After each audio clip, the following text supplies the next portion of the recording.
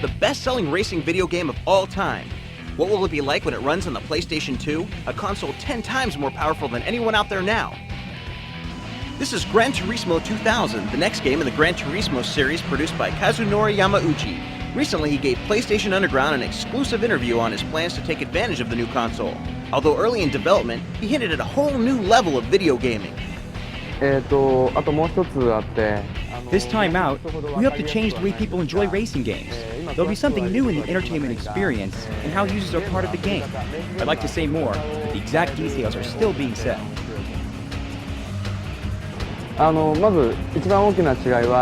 The biggest difference is that the PlayStation 2 will let us make the graphics and sound quality 100 times better. I want to create racing that's even more realistic than the racing you see on TV. For the first time, we can have open cars so you can see the driver. Perhaps you'll be able to choose your own helmet and racing suit.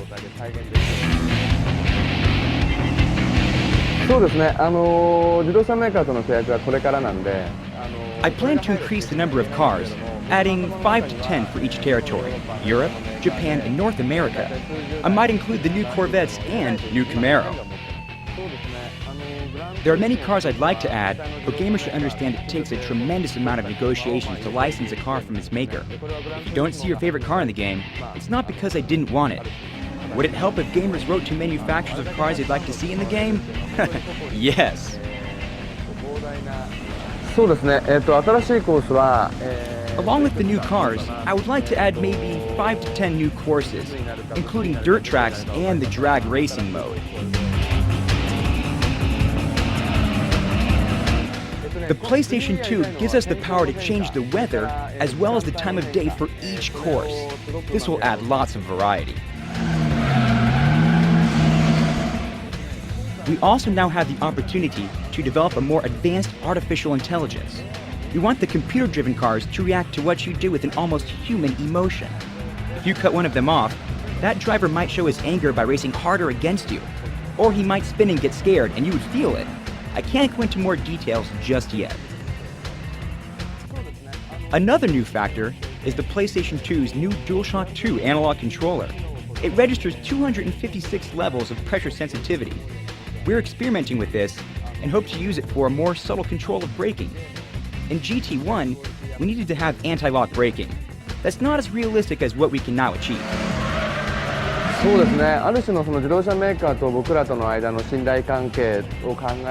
Gamers always ask me if car damage will ever be visible. The manufacturers don't want their cars to blow up or be battered. I feel the same way, so that will not change. But I hope to create some effect that shows the user the extent of any damage.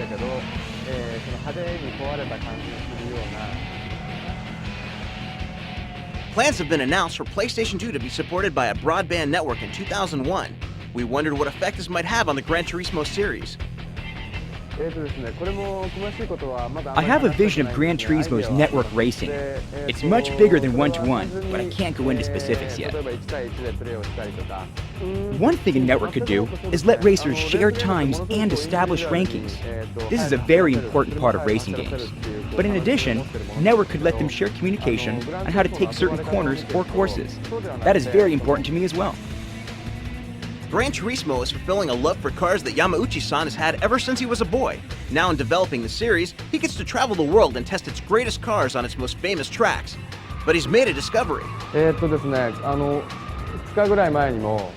Playing the video game has improved my real race driving versus the other way around. Just 2 days ago, I was on the circuit at Motegi in Japan, and I realized that my performance had improved drastically because I played Gran Turismo 2. You better keep sharpening your own racing skills because when you drive Gran Turismo 2000 on the PlayStation 2, it's a whole new level of power and intensity. Do you have the reflexes to cut it?